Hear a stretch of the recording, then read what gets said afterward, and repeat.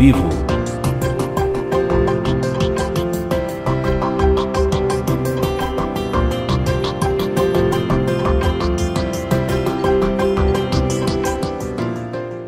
E voltamos aqui nesse bate-papo edificante, quinta ao vivo, segundo bloco já, né? E estamos aí já para alguns anos aí, né? Eu me recordo também que naquela época, lá em Panambi, né? Nós levava sempre também, né? A unidade móvel, né? Começando a unidade móvel da rádio, né?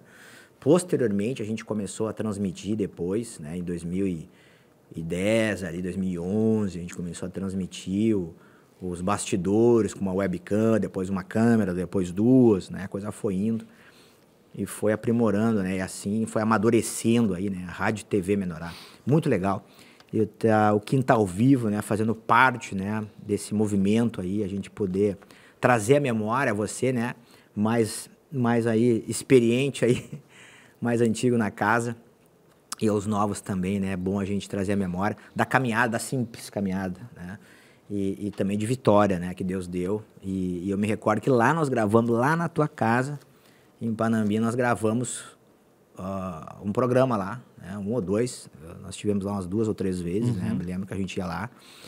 A gente participou do culto, né, muito legal isso, né, a gente poder ver nesse túnel do tempo aí, né. Hoje aqui você, depois de 15 anos já, né, de igreja, aí, né, desde aquele grupo lá, né, em que você tinha aquela experiência de passar um frio e acompanhar o pai num grupo familiar, né? Na outra cidade, que tem igreja hoje, né? Vê que vale a pena, né?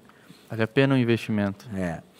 E aí lá, né, me lembro no tempo lá, tu já gostava de instrumento, né? Eu me lembro que tinha uma bateria, já. Né? Tu já tocava uma bateria, né? Eu comecei com bateria. Começou com bateria, eu me lembro, né? Tinha uma bateriazinha sempre lá. Agitado, batucando, né? Fazendo barulho. É. Tá mais calma, né, Matheus? Tô. Com o tempo ele vai se acalmando, né? Deu, né?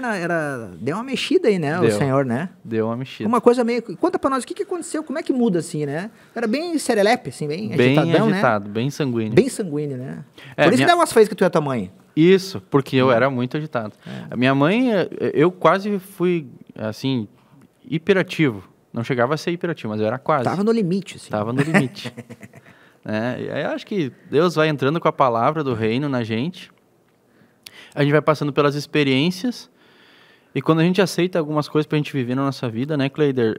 Essas coisas que a gente aceita para viver vai mexer, vai transformar, vai mudar a gente. Né? Então, aquele cara agitado que às vezes era desbocado, falava que não... Sim, nem pensa, né? Nem pensa, né? Fala quando vê, tudo, já falou. Quando vê, já foi. Então, essas coisas Deus vai corrigindo com o tempo e o Espírito vai te constrangendo, né? As situações vão te movendo e tu diz, puxa... O que eu não vou fazer mais? Procurar não fazer mais. Mas mesmo que tu tente, não dá certo. É só que quando Deus te tranca, né? Então, a gente vai passando por algumas experiências, assim como o instrumento, por exemplo. Começa devagarinho, né? Daqui um pouco aquilo flui. Depois pegou um violão. Como é que foi? Como é que começou o violão? Eu peguei primeiro a bateria, daí como eu já tinha... o ritmo na mão, né? Começou a ter... Tinha muito disso lá antes, né? Lá em Panambi, o pessoal dava aula de violão no sábado à tarde. Então, o Márcio lá que tocava também, né? O Márcio, tinha outros irmãos lá também. E o Midian, que está em São Francisco de Paula. Claro. Eu e ele que aprontava bastante. Me lembro. Piada contigo para cima do Márcio. Misericórdia. Esses dois eram uma figura. Eram 2 foguetes, né, cara? E aí, até assim, o que me inspirou também... É verdade. Foi quando eu vi que ele avançou bastante no violão. Eu disse, não, espera um pouquinho aí, cara. Também eu vou me dar umas dicas, né? Só que ele era mais, assim, mais dedicado. Como era muito sanguíneo, pegava um pouquinho e já não queria mais, né? Certo. Era muito do tempo, assim, muito da lua. Quando dava, não dava, né? Sim. Até que então eu comecei mais sanguíneo, né? Comecei a ser trabalhado por Deus, né? Então, o quebrantamento me levou para o instrumento. Mas o que te quebrou? Na escola, eu comecei a passar por situações na escola onde eu tinha que me definir, né? Se eu ia ficar nas coisas do Senhor ou se ia para as coisas do mundo. Aí quanto escolhe... Isso mais ou menos que idade? Eu já estava com 14. Ali tu sentiu que deu uns baques ali, né? Da gurizada. Aí eu me lembro que eu botei um brinco, já comecei a andar com as outras... porque eu fui experimentar outras coisas, né? Sim. Que nessa época o pai tinha me ensinado um monte de coisa e daí ele tinha passado para mim, tu vai ter que começar a escolher, né? E eu comecei. Sim. Só que mesmo que eu quis escolher, Deus não deixou, ele me puxou de volta, né? Amém. Então, foi vários livramentos que Deus me deu. E aí, então, quando eu comecei a ter essas experiências, comecei a ficar muito solitário. E se tu quer matar um sanguíneo, é só deixar ele sozinho. Sim. Se tu quer quebrantar uma pessoa que é muito agitada, deixa ela sozinha, ela vai entrar em depressão. Então, quando eu me sentia muito triste, porque Deus, né? meus amigos sumiram, né?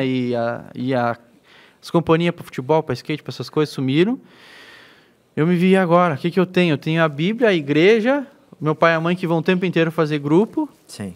E a irmã já estava na missão? Já estava na missão. É. E se eu fosse falar com ela, ia falar da palavra, eu não tinha outra coisa, né? Então, na hora da dor ali, o que tu faz? Tu busca o Senhor. Então, foi isso que fiz. E aí, ali, eu desenvolvi o dom do violão. Ah, cara, legal.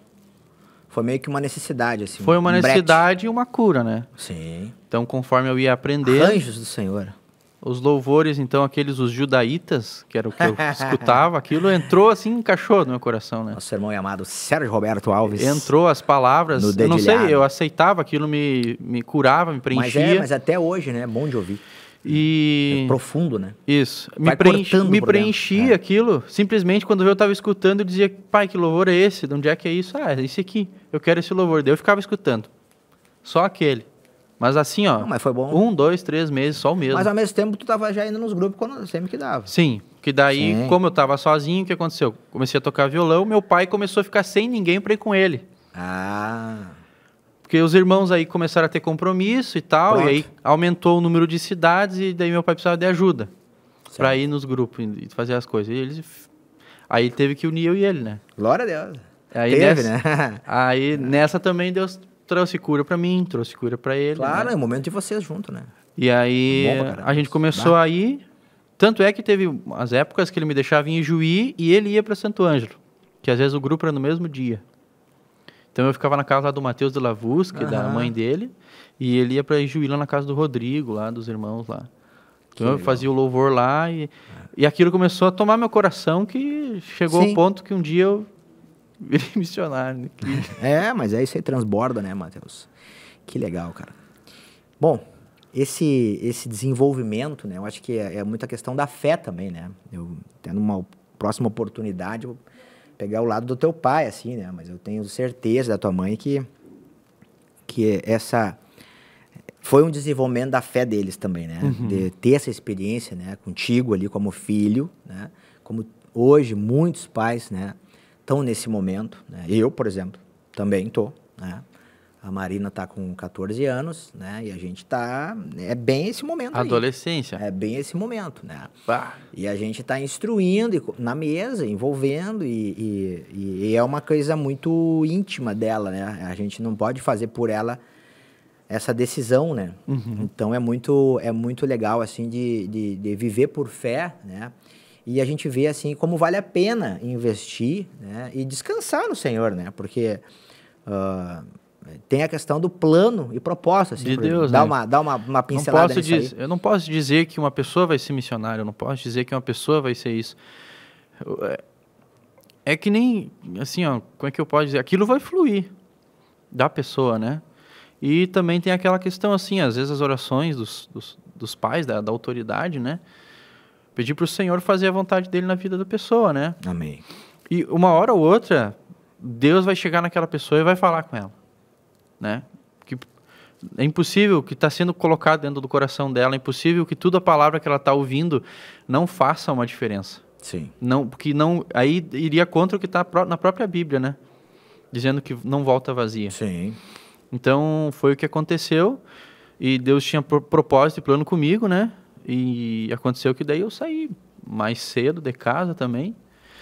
E meu pai me ligou no dia que eu, então, né? Eu fui para Santa Maria, fiquei uns meses lá. Me lembro. E aí o meu pai falou, tá, e aí o que tu vai escolher? Porque meu pai não disse, tu tem que ficar aí agora, já que tu tá aí. Não, o que tu quer? Tu quer estudar, tu quer fazer isso, tu quer trabalhar, tu quer ficar aí, aceitar o que o Senhor o que veio do Senhor aí para ti, o que tu vai fazer? Eu nem pensei, eu senti paz e disse, eu vou ficar aqui. Amém. Para ele, assim, foi 2 impactos, né? A surpresa, Porque acho que ele não estava pensando que eu ia Senhor, aceitar. Né? Tu estava gostando, né? E sentiu ali. porque eu acho que tem aquele momento em que Deus começa a revelar para ti, tu começa a sentir Deus e aquilo é um fogo, né? Sim. Vem, né? Sim. Brota aquilo. Amém. Então a gente pode ver, tem estágios da nossa vida que às vezes o cara está endurecido, não quer saber. O que Deus vai fazer, né? Ou ele vai quebrar de vez ou ele vai esperar. Aí vem a taquarada. Né? Então, às vezes quando, sei lá, acho que tu passou por alguns quebrantamentos, tu entendeu, tu aceitou, aquilo vem. É uma coisa interessante isso aí. A gente não sabe nem como explicar direito. Mas depois que tu persevera naquela fase de transição ali, né? Depois vem a alegria, né? Vem. Do espírito. Né? Vem. Mas Deus prova antes. Uhum. Né? Porque quando tu tá ali naquela transição ali, né? Tu já não tá mais afim do mundo, mas tu ainda não tá sentindo aquela alegria, porque a carne não sente prazer no Senhor, Sim. né? Então, mas Deus quer desenvolver essa alegria, né? Mas ainda tá ali naquela transição, e aí já não dá mais para voltar pro mundo, e agora parece que é o fim do mundo, é o fim de tudo. Eu falei, é o fim do mundo mesmo, né? Que se exploda, Satanás, né? Mas a verdade é que a gente tem que perseverar ali, né? E eu vejo que muitos ficam muito tempo naquele sofrimento ali, que na verdade é um engano, né? Porque na verdade Deus é maravilhoso e quando a gente persevera e começa a se envolver, aí vem a graça para servir, né? A coisa abrevia, né? Uhum. Mas vamos deixar esse papo que tá muito bom. O terceiro bloco, já voltamos. Fique conosco aí. Quinta ao Vivo.